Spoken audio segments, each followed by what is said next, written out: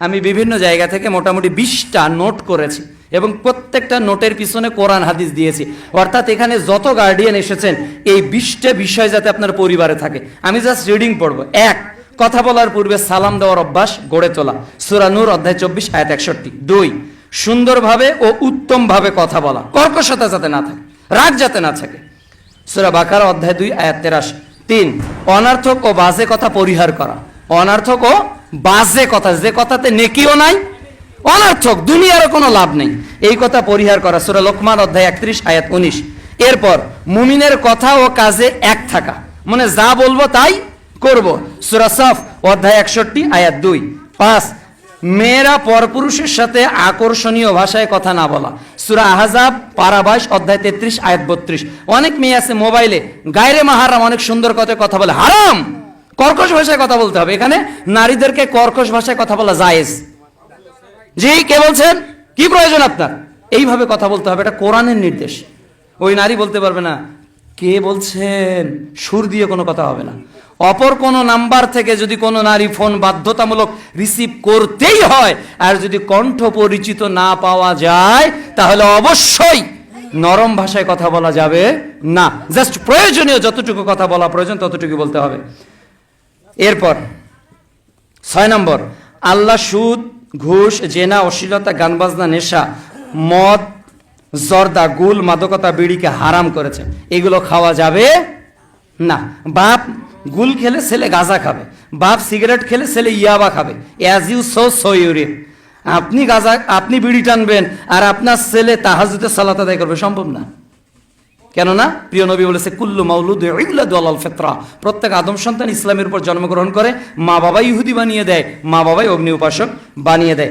এরপর হালাল ও পবিত্র রিজিক উপার্জন করা, যাবতীয় হারাম থেকে বিরত থাকা। আগেরটা দলিল সূরা মাইদা অধ্যায় 5 আয়াত 90, সূরা আরাফ অধ্যায় 7 আয়াত 195। এবং হালাল গ্রহণ করা, হারাম বর্জন করা। সুদের চাকরিও করা যাবে না, অ্যাপ্লিকেশনও করা যাবে না। ব্যাংকে ডিজি কি বলে ওটা টাকা জমা রেখেছে অনেক সরকারি চাকরিজীবীরা, ডিপিএস হারাম, জমা রাখা যাবে না, নিষেধ। টাকা পাইলাম আমি অবসরে 5 লাখ টাকা 50 লাখ টাকা ব্যাংকে জমা রাখলাম, প্রতি মাসে 50,000 টাকা নিচ্ছি, পরিবার চালাচ্ছি। সুদ, মায়ের সাথে জেনা করার পাপ, হারাম। এই পরিবারে কখনো আলেম তৈরি হবে না। এরপর গুরুত্বপূর্ণ, ওটা হলো 3টা আয়াতে আছে, সূরা বাকারা অধ্যায় 2 আয়াত 168, আয়াত 172, সূরা মুমিনুন অধ্যায় 30 আয়াত 51। এরপর নারীদের পূর্ণ পর্দার সহিত চলাফেরা করা। কোন নারী বাইরে যাবে হাত মোজা, পা মোজা, মুখ ঢাকা ছাড়াই, এই পিতা হলো দায়ুস। দায়ুসের আলোচনা করেছে, দায়ুস কারা, আর দায়ুসুল ইয়াদখুলুল জান্নাহ, এই বিষয়ে আর যাব না। সূরা আহজাব অধ্যায় 33 আয়াত 33 আয়াত 59। এরপর কোন বাড়িতে টিভি রাখা যাবে না। আমাদের বাড়িতে টিভি নেই, কয় বছর থেকে নেই আমরা নিজেরাই জানি না। আমার বাড়িতে তো এই বাড়ি হয়েছে থেকে টিভি নেই। ডিসলাইন তো একেবারে সুদ খাওয়ার চেয়েও হারাম, এটা মানুষকে জেনার দিকে নিয়ে যায়। কোনো মুসলমানের বাচ্চার বাড়িতে ডিসলাইন থাকতে পারে না, সে যদি মুসলমান হয়। কোনো মুসলমানের বাচ্চার বাড়িতে ডিসলাইন থাকতে পারে না। এই প্রত্যেকটা ডিসলাইনের 95% ফিলিস্তিনের মুসলমানদেরকে মেরে ফেলার পক্ষে ব্যয় করতেছে ইহুদিরা। দেখেন কয়টা চ্যানেল মুসলমানদের আর কয়টা কাফেরদের, আপনি হিসাব মিলিয়ে দেখেন। ওরা কাদেরকে সহযোগিতা করবে? আল্লাহর বিধান অনুযায়ী বা'দুহুম আউলিয়া বা'দ। ইসরায়েল হিন্দুস্তানের বন্ধু, হিন্দুস্তান ইসরায়েলের বন্ধু। বা'দুহুম আউলিয়া বা'দ, সূরা মাইদার আয়াত নাম্বার 51। এই যে কখন এগুলো রাখা যাবে না। এরপর প্রতিদিন 5 ওয়াক্ত সালাতে অভ্যস্ত হতে হবে পরিবার সহ। এরপর কোরআন তেলাওয়াত করতে হবে, যা আমাদের জন্য হেদায়েত স্বরূপ। এরপর হাদিস পাঠ করতে হবে, যা আমাদের উত্তম আদর্শ, সূরা আহজাব অধ্যায় 33 আয়াত 21। এরপর তওবা, প্রতিনিয়ত তওবা করা, কখন মারা যাব জানি না, সূরা ফুরকান অধ্যায় 25 আয়াত 70।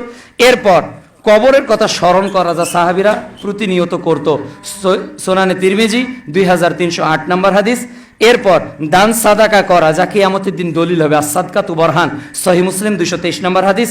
এরপর পিতামাতার সাথে উত্তম আচরণ করা, সূরা বনী ইসরাইল অধ্যায় 17 আয়াত 23 ও 24।